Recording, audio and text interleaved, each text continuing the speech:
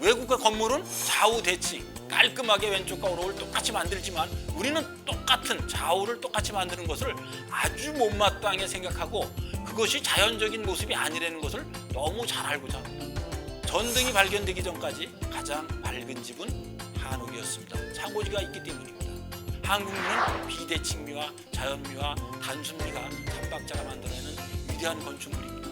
한국인의 정신과 철학, 사상이 그대로 다 녹아들어가 있는 것이 한옥이라고 말씀드릴 수 있습니다.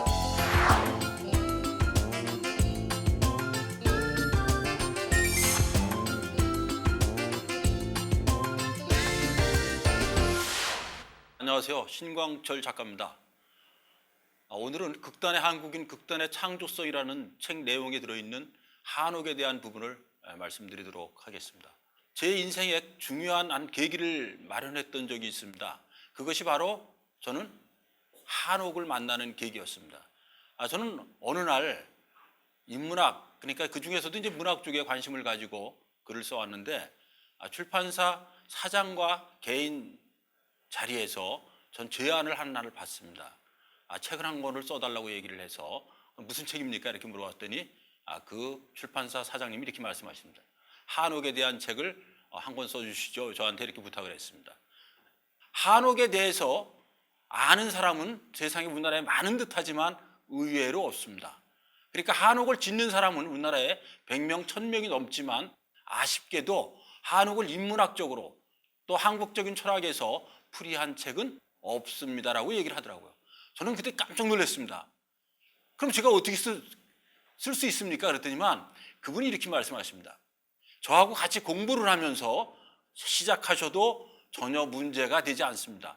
왜냐하면 인문학을 전공으로 오랫동안 하셨기 때문에 한옥을 인문학적으로 풀어내는 것을 충분히 가능하다고 자기는 본다고 이야기하면서 그럼 현장을 다니자고 한 겁니다.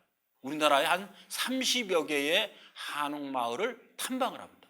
그래서 저는 무슨 책을 쓸까 고민을 하다가 처음에 쓴 책이 한옥 마을입니다. 약 25개의 한옥 마을을 조사를 해서 우리나라에 있는 자료와 그 다음에 저 나름대로의 철학을 풀어서 쓴 책이 한옥 마을이라는 책입니다. 근데 이 책이 놀랍게 아주 베스트셀러에 오릅니다. 한옥 분야에서 전적으로 베스트셀러에 올라서 큰 호응을 얻게 됩니다. 그래서 제가 시작을 한 것이 뜻밖에도 좋은 반응을 보여서 그 다음으로 쓴 책이 소형 한옥이라는 책인데 이 책도 상당히 반응이 좋았습니다. 그래서 전 세계에 나가 있는 우리나라 대사관 비치 도서로 그 당시 아마 190여 개국으로 알고 있습니다. 우리나라 대사관 비치 도서로 선정되고 그 다음에 우수 교양 도서로 선정되기도 합니다. 그래서 그 당시 그 전혀 몰랐던 그 세계에 빠져들어가면서 저는 한국인을 만나게 됐습니다. 이 한국인을 만나는 것이 바로 한국인을 이해하게 되는 중요한 요인이 됩니다. 한국인을 알아야 한국이 보입니다.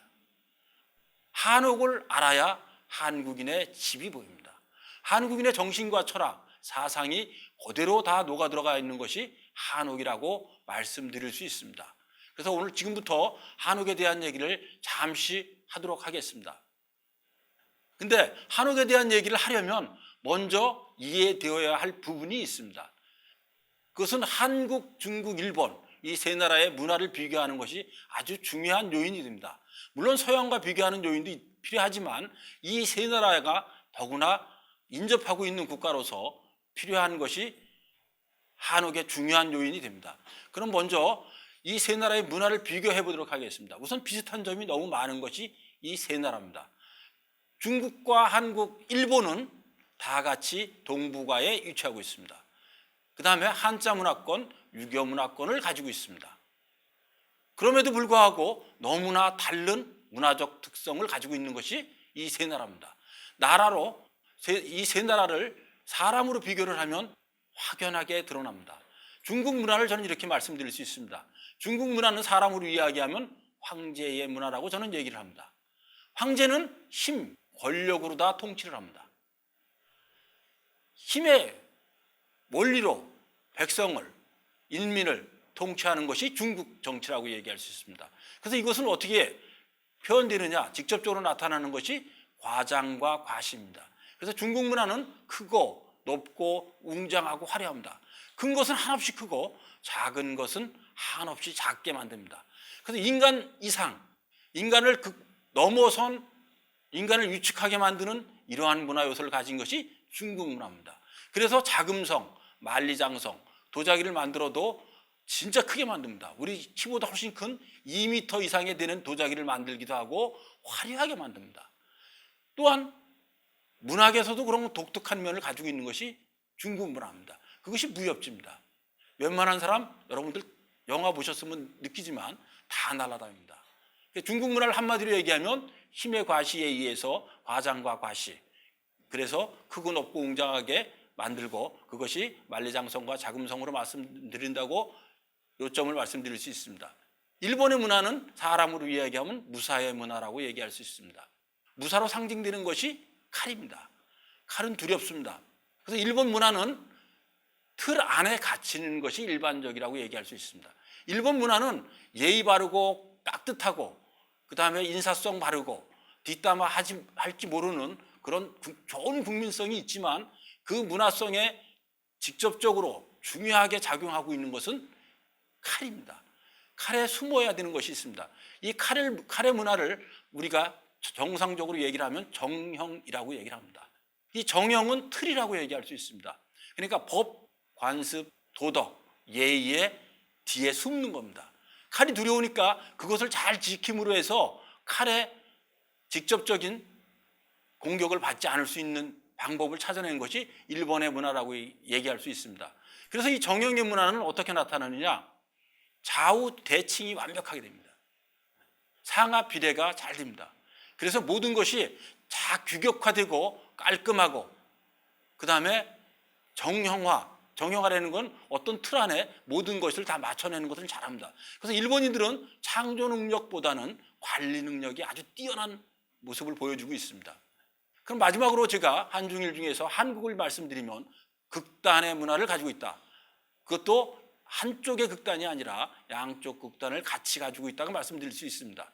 그래서 사람으로 제가 말씀드리면 중국은 황제, 일본은 무사, 한국은 극단적인 요소를 말씀드릴 수 있으니까 하나는 대인의 문화와 선비의 문화를 같이 가지고 있다고 말씀드릴 수 있습니다. 이 대인의 문화는 큰 사람, 큰 뜻을 가진 사람, 그러니까 북방민족의 기질을 가진 사람들을 대인의 문화라고 말씀드릴 수 있고 우리의 DNA에도 분명히 지금 깊이 들어와 있는 것이 대인의 문화입니다. 또 하나는 그 반대쪽에 서 있는 것이 선비의 문화입니다. 꼬장꼬장 따지기 좋아하는 것을 선비의 문화라고 말씀드릴 수 있습니다. 선비는 지금으로 얘기하면 정치하는 학자입니다. 정치하는 학자가 지금의 얘기를 하면 국회의원이나 아니면 학자가 2개가 포함된 사람이라고 얘기할 수 있습니다. 그러니까 대학 교수이면서 정치하는 사람 같은 정도를 우리는 선비라고 얘기할 수 있습니다. 이 선비의 문화는 한마디로 얘기하면 책으로 얘기할 수 있습니다. 그 다음에 붓으로 얘기할 수 있습니다. 이 책과 붓은 어떤 의미를 가지고 있느냐? 정신을 얘기합니다. 세계 어느 나라도 정신을 자신의 정체성으로서 문화로서 가지고 있는 나라는 저는 없다고 감히 말씀드립니다. 정신을 주무기로 가졌기 때문에 무엇을 가지고 있느냐? 여기는 다른 것을 다 이해하는 그 독특한 면을 가지고 있습니다. 양극단을 알기 때문에 중간을 알 수 있고 중간을 알고 양극단을 안다면 전체를 다 이해하는 아주 통큰 그 다음에 통합적인 면을 가지고 있습니다. 그래서 우리는 양극단적인 요소에서 만들어내는 것이 무엇이냐? 그것이 바로 비대칭미입니다. 한국의 미는 2가지 미로 다 저는 말씀드릴 수 있는데 지금 말씀드린 비대칭미와 또 하나는 자연미라고 말씀드릴 수 있습니다. 이 면을 한번 살펴보면 여러분들이 이해하실 수 있습니다. 먼저 극단적인 면부터 잠깐 살펴보면 이렇습니다. 우리의 극단은 이렇습니다. 빨리빨리 서두르는 냄비 기질과 은근과 끈기로 지속하는 뚝배기 기질을 가지고 있습니다. 그 다음에 슬픔의 정신인 한과 기쁨의 정신인 흥을 가지고 있는 것이 또한 우리입니다. 좀 전에 말씀드린 대인의 기질과 선비의 기질도 같이 가지고 있습니다. 이러한 기질 때문에 만들어낸 것이 자연스럽게 자연미입니다. 전체를 다 이해하는 면에서의 자연미는 통합적인 면을 가지고 있습니다. 그 다음에 단순미로 귀합이 됩니다. 우리의 문화는 바로 이런 면이 독특하다고 말씀드릴 수 있는 겁니다. 양극단을 끌어안아서 문제 해결 능력과 창조 능력을 만들어내는 것이 한국의 묘입니다. 여기에서 바로 우리는 한옥을 만나실 수 있습니다. 먼저 불국사를 가지고 제가 한국의 정신이 어떻게 들어가 있는가 먼저 말씀드리도록 하겠습니다. 여러분들이 지금 보시고 계신 이 불국사 장면은 누구나가 수학여행 때나 신혼여행 때도 가본 적 있고 일반적으로 여행을 갈 때 불국사를 안 다녀오신 분은 없을 겁니다. 저는 한국을 얘기할 때 정신의 나라라고 말씀드렸습니다. 한국은 분명한 정신의 나라입니다. 그래서 한국을 중심의 원리를 갖다 찾을 때 우리는 중심을 어디에서 찾느냐? 한 물리적인 중심이 아니라 깊은 안쪽을 이야기합니다. 그러니까 한옥에서는 처음에 들어갈 때 행랑채, 그 다음에 들어가면 사랑채가 나옵니다. 사랑채 안으로 들어가면 안채인데 물리적인 중심은 가운데 있는 사랑채를 얘기합니다. 그러나 직접적인 우리의 정신적인 중심은 안채에 있습니다. 그것은 어떻게 왜 그렇게 됐느냐면 간단합니다. 원리는 우리가 살고 있는 마을과 자연과 그러니까 집 뒤에는 자연입니다. 자연과 인간이 만나는 곳이 안채가 있는 곳입니다.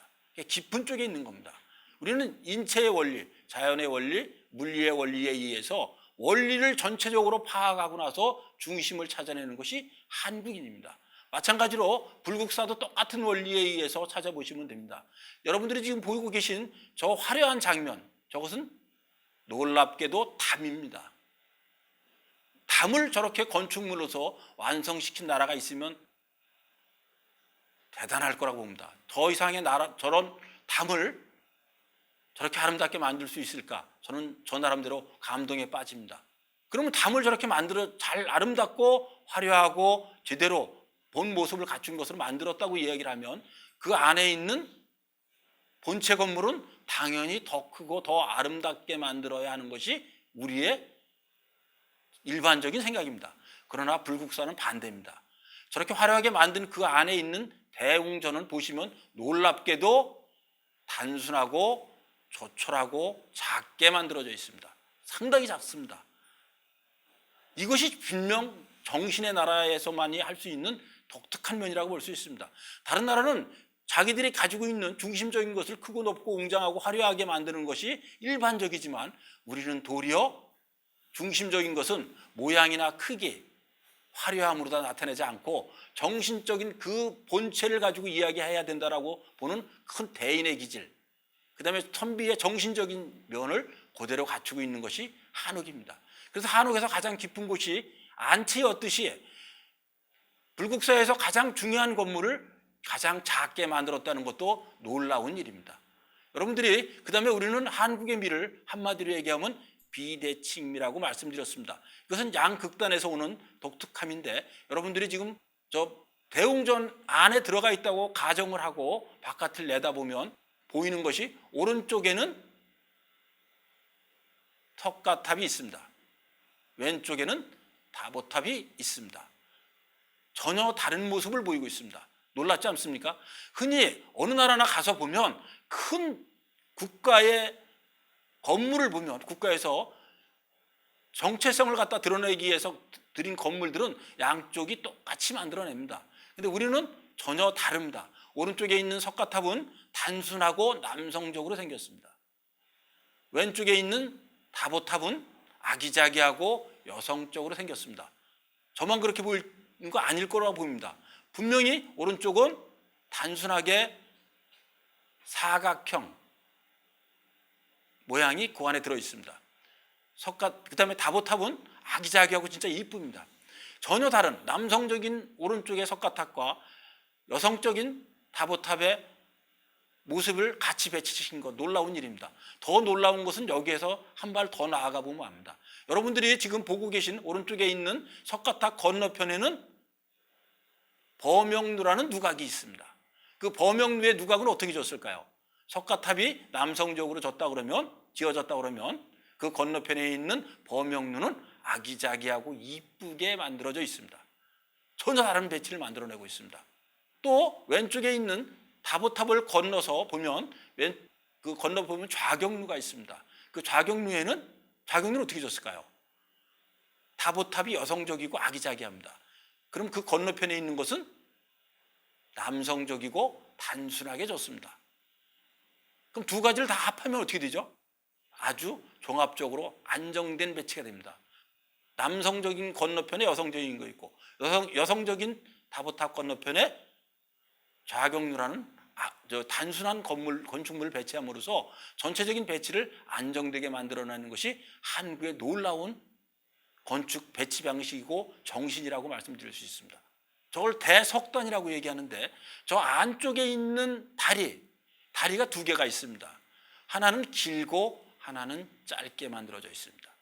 모든 나라, 어느 나라고 중국, 일본, 유럽을 여러분들이 여행하면서 보시면 건축물을 지을 때 왼쪽 건축물과 오른쪽 건축물을 똑같이 만들어내는 것을 자연스럽고 정상적이라고 생각을 합니다. 근데 우리는 불국사를 보면 왼쪽에 있는 다리는 길고 오른쪽에 있는 다리는 짧습니다. 무엇을 얘기하죠? 둘 다 길면 너무 꽉 찬 듯 답답했을 겁니다. 자연미를 여기다 배치하기 위해서 만들어낸 것이 두 개의 극단입니다. 하나는 짧고 길게 배치함으로써 전체가 기계 막힌 새로운 조화를 만들어내는 창조 능력을 가진 것이 이 불국사의 건축물이라고 말씀드릴 수 있습니다.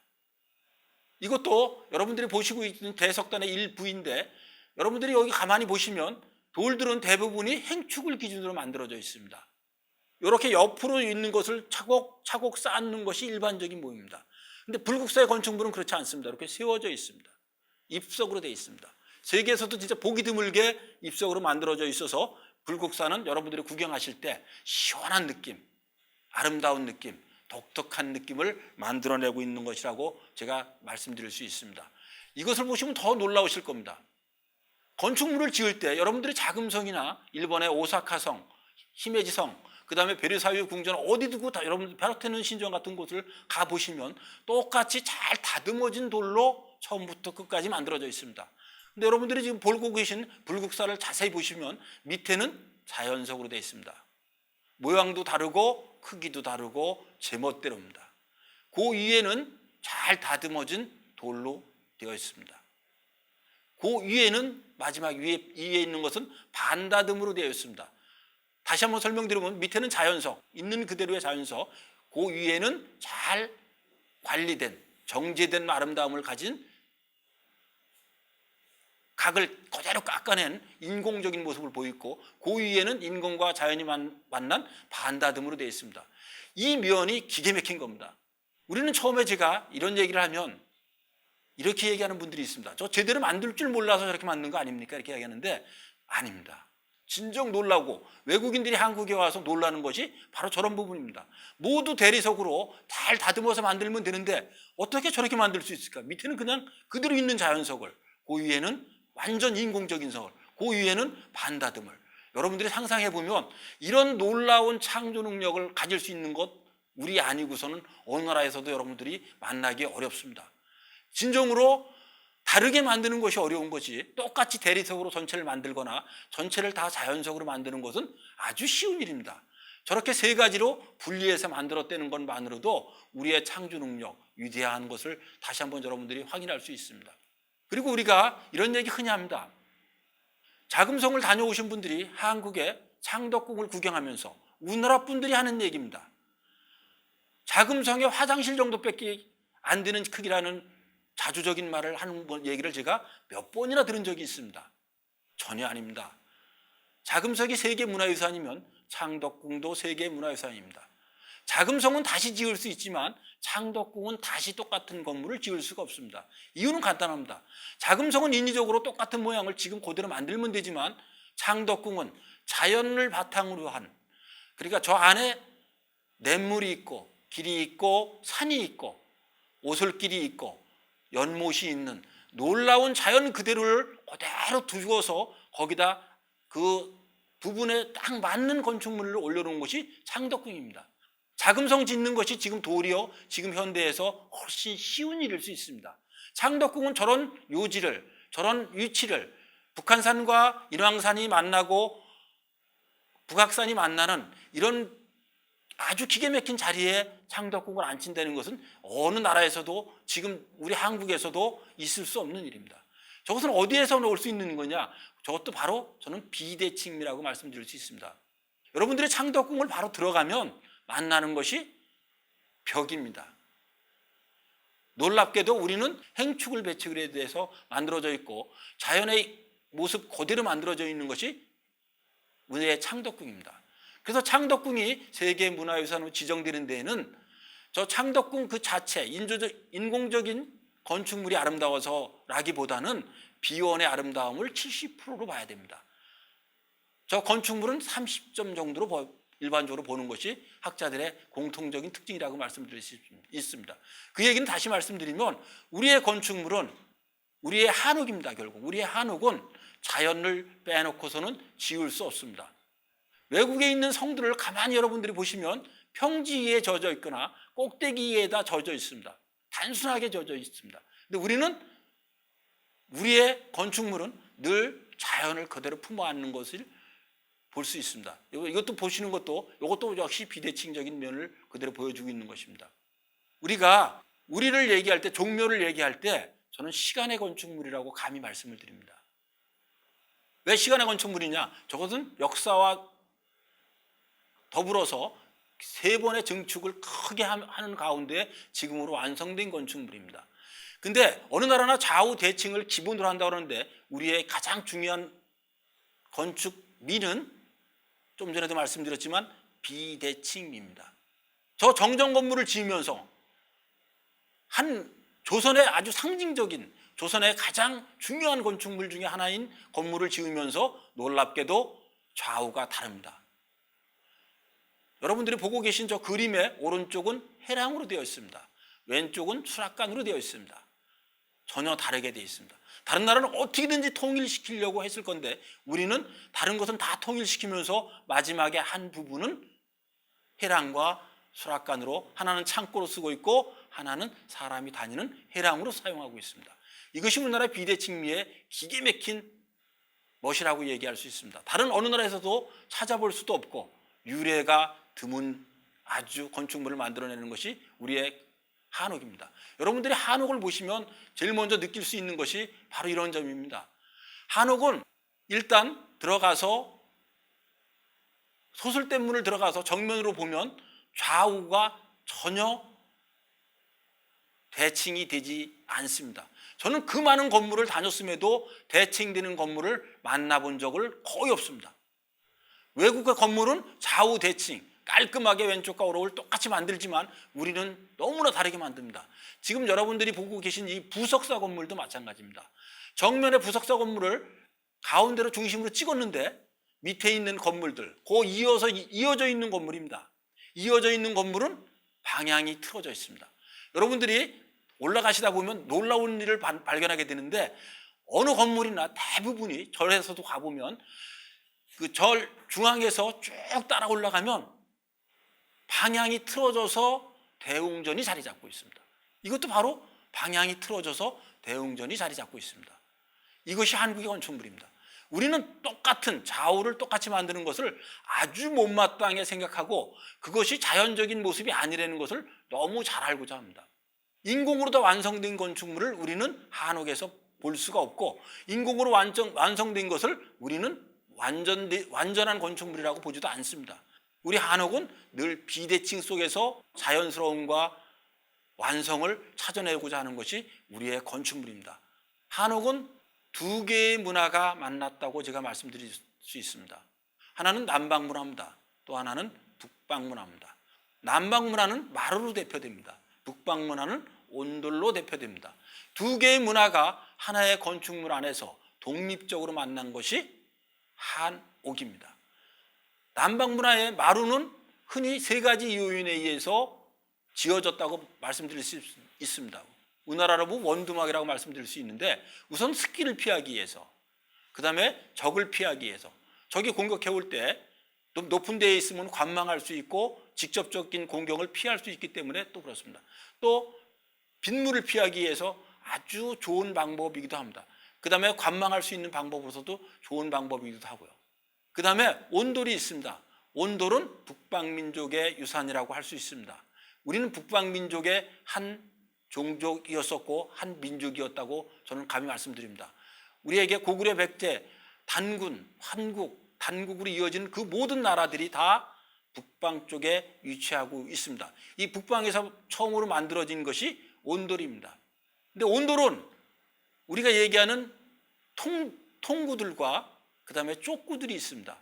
쪽구들은 다른 나라에도 일반적으로 있지만 통구들은 우리나라에만 있다고 제가 말씀드립니다. 이 통구들은 세계적으로 많은 나라에 여러 지역으로 퍼져나가 있지만 지금 한국에서만 대표적으로 보이고 있는 것이 우리의 온돌 문화라고 말씀드릴 수 있습니다. 한옥에서 중요한 위치를 차지하고 있는 것이 온돌인데, 온돌의 특별한 점은 에너지 효율이 일단 좋다는 겁니다. 불 때는 공간과 난방 공간이 완전 분리되어 있습니다. 그리고 취사를 할 때 불을 떼서 취사를 하고 나머지 열로 방을 데우는 아주 독특한 겁니다. 그 다음에 세계적으로도 이것을 인정받는 중요한 요인은 뭐냐면, 불 때는 공간은 부엌이고 그 다음에 난방 공간은 방이라는 완전히 분리가 되어 있어서 서양의 난방 방식과는 많이 다릅니다. 우선 다른 근본적인 이유는, 예를 들면 배치카를 한번 보시면서 여러분들이 이해가 되실 겁니다. 불을 떼고 있는 곳이 실내입니다. 그 연기와 먼지가 어디로 날아가겠습니까? 실내에 그대로 있게 됩니다.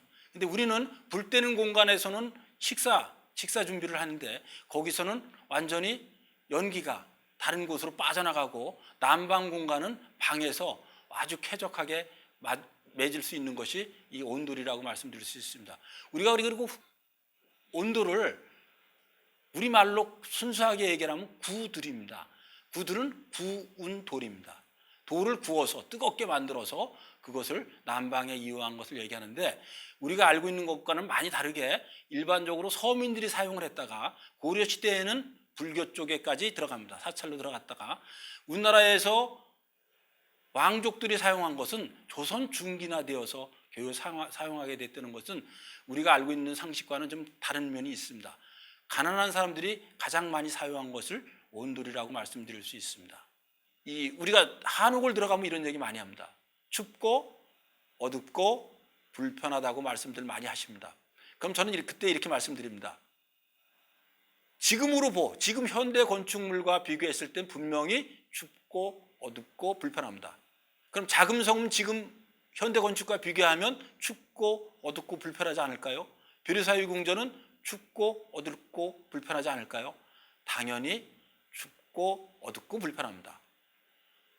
지금 현대 건축물과 비교해서 모두 다 같은 모양을, 같은 형태를 가지고 있는 것이 고대 건축물이라고 말씀드릴 수 있습니다.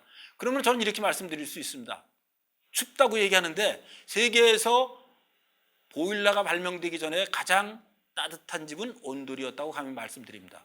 그 다음에 세계에서 우리의 건축물이 어둡다고 말씀하시는데 그렇지 않습니다. 전등이 발견되기 전까지 가장 밝은 집은 한옥이었습니다. 창호지가 있기 때문입니다. 여러분들 가만히 한번 살펴보십시오. 자금성의 베르사유 궁전에 있는 창문들을 닫으면 어떻게 될까요? 순간 깜깜해집니다. 열면 바깥 바람이 그대로 들어옵니다. 난방과 온방을 할 수가 없습니다. 그런데 우리의 건축물은 창호지가 있기 때문에 놀랍도록 추위와 더위를 피하면서도 밝은 바깥의 빛을 끌어들일 수 있습니다. 또 하나는 불편하다고 얘기하는데, 한옥은 지금 입장에서 상당히 불편했지만 과거에 농사 짓는 건축물로서, 농경국가의 건축물로서는 너무나 당연한 건축물입니다. 마당이라는 공간이 있는 것도 당연히 농사 짓는 공간으로서 필요했고, 통과 의뢰로서도 필요한 공간이었습니다. 그것이 우리의 건축물의 대표적인 것이라고 말씀드릴 수 있습니다. 한옥을 정의할 때 일반적인 정의는 이렇습니다. 한옥은 4개의 공간으로 만들어져 있습니다. 첫 번째는 행랑채, 안으로 들어가면 사랑채, 그 안으로 들어가면 안채가 있습니다. 안채와 행랑채 중간에는 내외담이라는 것이 있었는데 요즘은 찾아보기 어렵습니다. 이 내외담은 내외한다는 얘기는 남과 여를 가린다는 의미입니다. 그래서 남성 공간인 사랑채와 여성 공간인 안채가 확실하게 나눠져 있던 것이 한옥이기도 합니다. 한옥의 자연적인 의미부터 찾아보도록 하겠습니다. 여러분들 바람길 아시죠? 이 바람길이라는 것은 한옥에서 일반적으로 있는 현상이기도 합니다. 바람길은 바람이 지나가는 통로 역할을 한옥이 하고 있다는 것을 이야기합니다. 그러니까 한옥을 보시면 한옥의 뒤쪽은 대부분이 산과 닿아 있습니다. 그 다음에 뒷마당은 우리들이 잘 사용한 장독대와 나무, 정원 같은 것이 있는 곳이 뒷마당입니다. 그리고 앞마당은 완전히 텅 비어져 있습니다. 그래서 여름에 태양이 비치면 앞마당이 그 뜨거워진 복사열에서 뜨거워진 것들이 공기가 증발을 위로 올라가면 상승을 하게 되면 뒷마당에 있는 바람이 앞마당 쪽으로 넘어오는데 그것이 대청을 통해서 지나가게 됩니다. 이것을 바람기라고 얘기하는데 이 보통 제가 그 햇볕과 마당에서의 온도와 대청에서의 온도를 보통 조사해 보면 3도에서 5도 정도의 차이가 납니다. 자연적인 통풍을 만들어내는 것을 바람길이라고 우리가 이야기합니다. 또한 한옥에서 가장 중심적인 역할을 하고 정신적인 역할을 하고 있는 것이 무엇이냐고 말씀드릴 수 있냐면 저는 감히 마당이라고 얘기를 합니다. 마당은 대인의 기질을 그대로 가지고 있는 것도 마당이라고 말씀드릴 수 있습니다.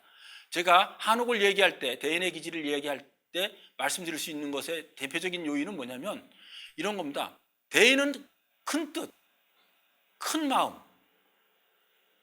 세상을 전체를 다 받아들이는 것을 얘기하는데 그것이 마당입니다. 그래서 집은 작게 만들고 마당은 넓게 만듭니다. 이것이 대인의 기질입니다. 또 방은 작게 만들고 문과 창은 크게 만듭니다. 또한 담은 낮춰서 자연을 끌어들이고 만듭니다. 이 마당은 세계에서도 마당에 아무것도 심지 않고 빈경무원으로 만든 나라는 제가 여태까지 찾아본 중에는 거의 유례가 없습니다. 중국의 일부, 북방 쪽에 있는 일부, 그것도 우리 같은 민족하고 연결된 부분이기 때문에 당연히 그쪽은 그렇고 일본은 전혀 없습니다. 들어가면 바로 방으로 이어지고 내부 실내로 이어집니다. 유럽은 말할 것도 없습니다. 들어가자마자 아주 꽉 짜여진 곳으로 자연과 만날 수 있는 공간이 전혀 없는 것이 내부 공간이기도 합니다. 근데 우리는 아닙니다. 마당 안에 모든 것이 다 있습니다. 그래서 마당 안에서 우리의 통과 의례가 시작이 되고 끝나는 곳이기도 합니다. 통과 의례는 관혼상제를 일반적으로 얘기합니다. 관은 성인식이었는데 예전은 아주 크고 아주 마을의 행사이기도 했지만 지금은 성인식은 거의 사라졌습니다. 그 다음에 혼례, 그 다음에 제사 지내는 공간, 그 다음에 상을 당했을 때 그 상을 치르는 공간도 바로 마당이었습니다. 그래서 우리의 모든 것은 마당에서 이루어집니다. 우리는 농경국가에서 제일 필요로 한 것이 또한 마당입니다. 마당을 비워놓음으로 해서 농사를 짓고 여기서 타작도 하고 씨앗을 고르기도 하고 모든 작업 공간으로도 사용하는 것이 마당입니다. 세계에서 마당을 완벽한 공간으로 빈 공간으로 만들어 놓은 나라는 아마 제가 연구한 바로는 없습니다. 유럽의 경우는 마당이 넓게 있지만 거기에다 잔디를 심고 조형물을 갖다 놓고 작품을 갖다 놔서 꽉 채워놨습니다. 아시아에 있는 국가도 마찬가지로 중국도 이런 예는 거의 찾아보기가 어렵고 일본은 아예 없습니다. 동남아에서도 이렇게 빈 공간으로 완벽하게 만들어 놓는 나라는 거의 없습니다. 그 다음에 우리의 길은 물 흐름과 똑같습니다. 물 흐름과 똑같이 우리의 길은 사거리가 없습니다. 모두 삼거리로 이루어졌습니다. 두 개의 길이 만나서 조금 더 넓어진 길로 가고 다시 두 개의 길이 만나서 더 넓어진 길로 가지 절대적으로 사거리를 만들어내지 않는 것이 있습니다. 물론 개량되어서 요즘 한옥마을, 새로 지어진 한옥마을에는 사거리가 있지만 고대 전통을 그대로 가지고 있는 한옥마을에는 사거리를 찾아볼 수가 없습니다.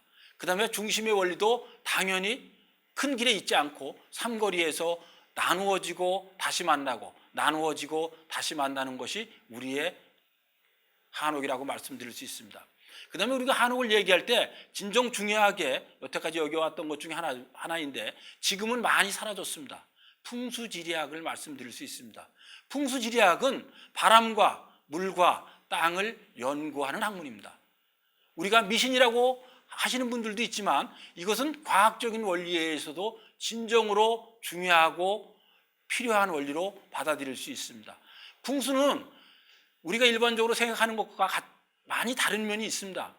풍수에서 가장 좋은 명당이라는 곳은 사발과 같은 땅을 이야기한다고 말씀드릴 수 있습니다. 우리는 앞이 훤히 트이고 뒤가 안정적으로 트인 곳을 얘기한 좋은 땅으로 생각하는 사람들이 흔히 있지만, 풍광이 좋으니까 그렇게 생각할 수 있지만, 풍수지리학에서 가장 중요한 것의 원리는 장풍득수입니다. 바람은 가두고 물은 얻는다는 뜻입니다. 이 얘기는 다시 얘기하면, 집이 있으면 집에, 그러니까 대청마루에서 앞을 내다보면 뒤쪽에 산이 있는 것, 그 다음에 앞쪽에 물이 있는 것이 풍수에서 가장 좋은 땅이라고 얘기할 수 있는 것입니다. 그것을 다른 말로 얘기하면 배산임수와 똑같은 원리라고 말씀드릴 수 있습니다. 이중환의 택리지에 보면 이런 얘기가 있습니다. 우리나라 땅에서 가장 안정적이고 가장 힘을 가지고 있는 땅이 어디에 있느냐면 경상도 땅이라고 흔히들 얘기합니다. 그건 여러 가지 의미에서 다르게 얘기할 수 있지만, 경상도 땅의 의미는, 우선 여러분들이 경상도 가보시면 산이 크고 웅장하고, 그 다음에 큰 들이 없어서 산과 산이 얽히고 설켜 있습니다. 그래서 좌쪽과 우쪽, 그러니까 좌청령, 우백호, 주산 같은 것이 서로 기계 막히게 어우러져 있고 크기 때문에 큰 힘을 받고 있다고 얘기를 합니다. 그리고 일반적으로 산이 뾰족하게 많이, 우리가 입산이라고 얘기하는데, 이런 산들이 많은 곳은 풍수적으로 좀 덜 좋다고 얘기합니다. 그 다음에 아주 괴갈지, 그러니까 평야로만 계속 이어진 땅은 풍수에서 좋게 보지를 않는 것이 일반적이라고 말씀드릴 수 있습니다. 이중환의 택리지에는 네 가지를 얘기했는데, 지리와 생리, 그 다음에 인심, 산수를 이야기했습니다. 지리는 있는 그대로 땅의 모습입니다. 생리는 거기서 우리가 얻을 수 있는 농산물, 그 다음에 산에서 날 수 있는 여러 가지 우리가 일상생활에서 사용할 수 있는 것들을 얻어내는 것들을 얘기하고, 인심은 말 그대로 인심입니다. 산수는 풍광이 좋은 것을 얘기하고, 이 네 가지를 풍수지리학에서 이중환 선생님은 말씀하셨습니다. 그 다음에 우리의 집은 처음에 말씀드린 것처럼 대인의 기질이 있다고 말씀드렸습니다. 그래서 개방과 자연과 소통을 아주 중요하게 여기는 것이 우리의 한옥입니다. 그래서 가장 개방적인 면을 보이고 있는 것이 들어걸개라고 말씀드릴 수 있습니다. 들어걸개는 분한문이라고 얘기를 합니다. 분한문은 어떤 거냐면, 제가 말씀드리면, 문 두 개를 이렇게 붙였을 때 벌리고 붙이고 벌리고 붙이는 것을 분함이라고 합니다. 이 두 개의 문을 붙여서 위에다 걸은 것을 들어걸개라고 합니다. 이 들어걸개는 세계 유래에서 제가 찾아본 경우 거의 없습니다. 유리가 발견되기 전까지 가장 한국의 집을 밝은 집으로 만드는 것은 바로 들어걸개라고 말씀드릴 수 있습니다. 창호지의 투과성을 그대로 이용을 해서 바람도 막아주고 햇볕을 통과시켜주는 이 원리를 이용해줬고, 그 다음에 우리가 자연을 받아들이는 그 통 큰 것을 가장 상징적으로 보여주고 있는 것이 들어걸개라고 말씀드릴 수 있습니다. 그 다음에 한옥은 종합과 독립이 같이 이루어져 있습니다.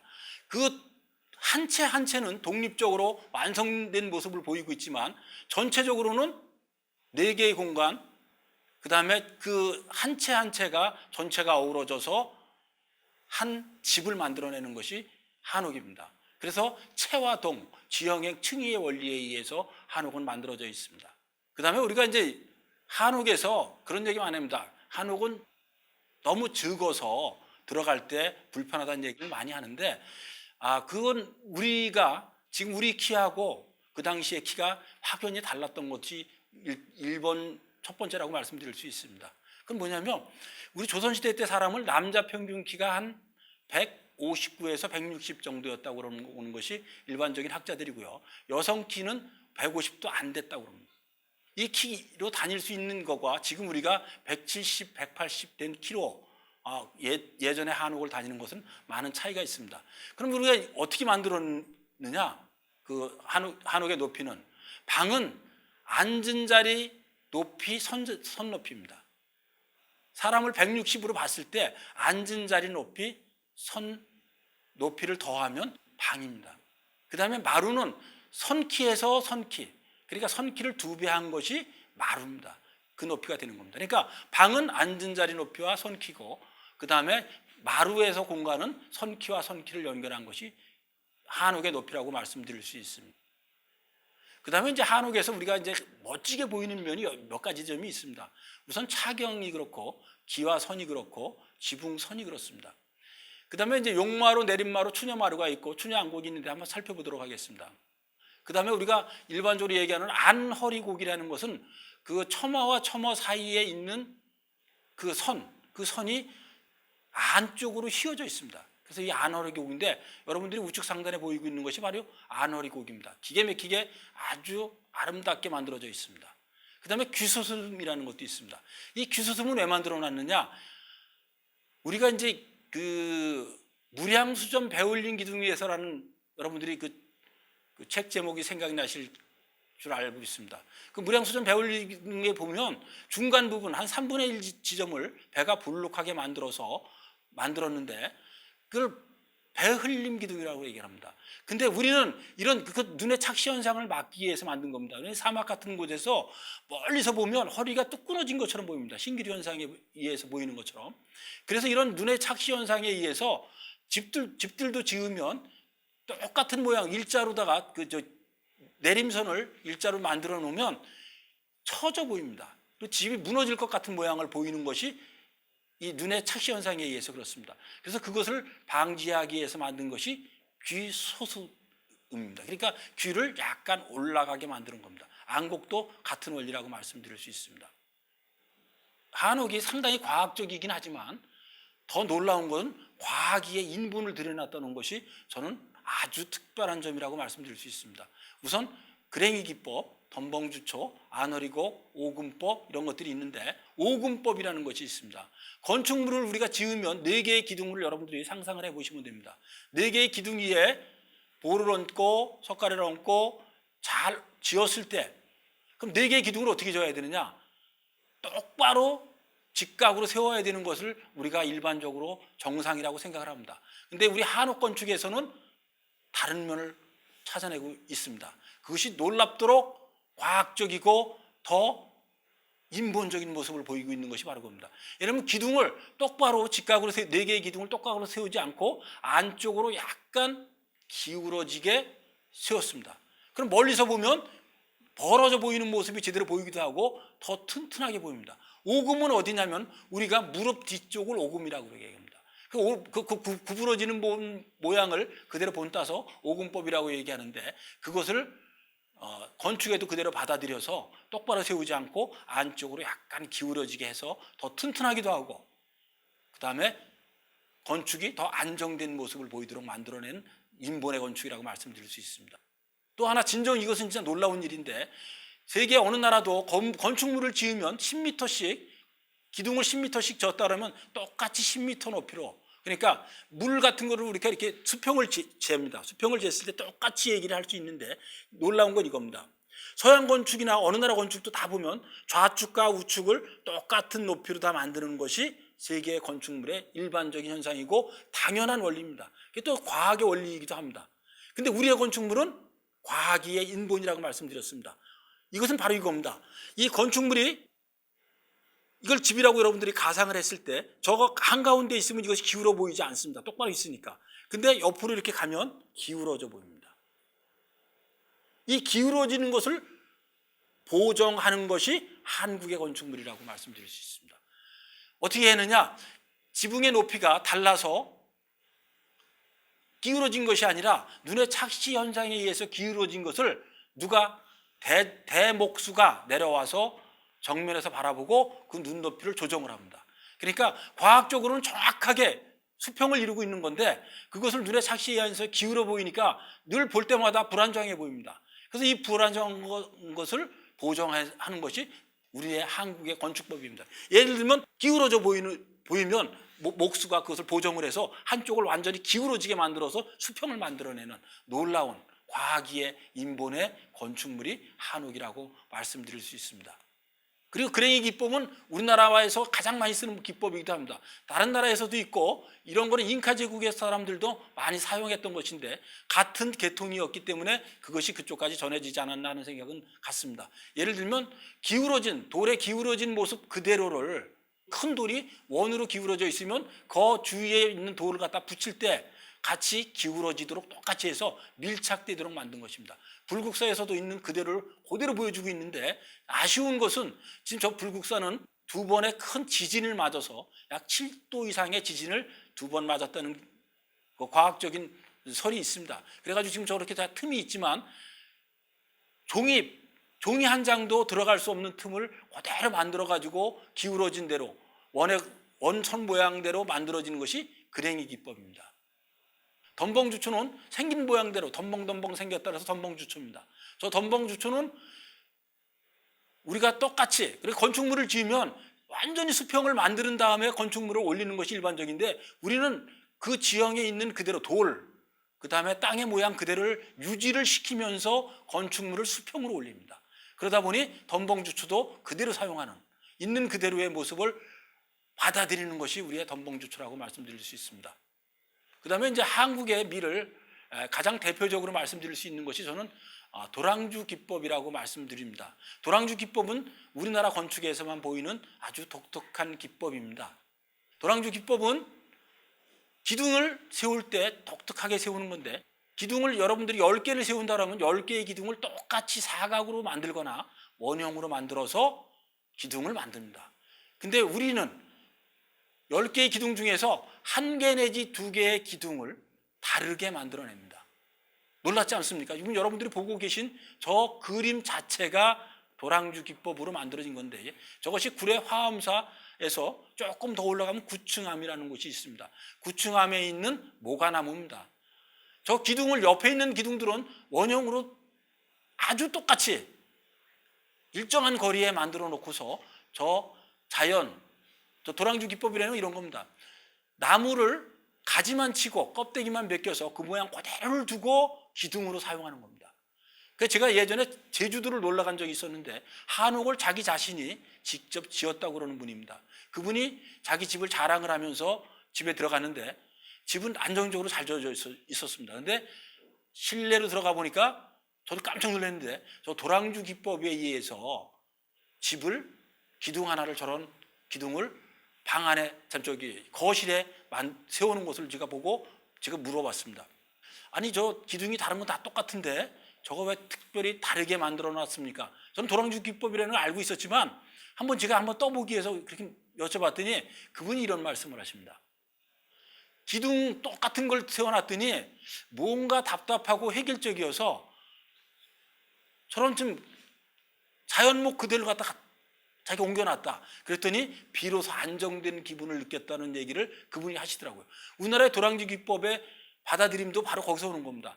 인위적인 것만을 갖다 놓으면 나중에 기어이 하나를 깨려고 하는 것이 있습니다. 그것이 우리의 자연적인 모습을 그대로 받아들이는 건데 그것이 양극단 제가 말씀드린 겁니다. 인공과 자연, 그것도 극단과 극단에서 보여줄 수 있는 기법 중에 하나입니다. 이 도랑주 기법을 저는 가장 한국적인 한옥을 만들어내는 그 정신의 하나라고 말씀드릴 수 있고 또 이 자리에서 확언을 한다고 말씀드릴 수 있습니다. 지금 저는 청량산에 청량사를 가서 참 한옥이 이렇게 아름다울 수 있는가를 제가 다시 한번 경탄하게 됩니다. 불국사 아름답고 창덕궁 아름답고 그 다음에 저 남쪽에 있는 그 성주의 한계 마을이 진짜 아름답지만 청량산의 청량사도 진정 아름다웠습니다. 이 비대칭미, 산과 자연과 계곡과 전혀 엉뚱하게 서로 독립적으로 있지만 전체가 기가 막히게 어우러져 있습니다. 이 비대칭미가 한국미의 저는 절정이라고 생각을 합니다. 한국미는 비대칭미와 자연미와 단순미가 삼박자가 만들어내는 위대한 건축물입니다.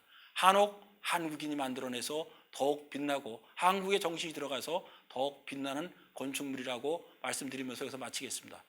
지금까지 한옥의 아름다움에 대해서 말씀드렸습니다. 감사합니다.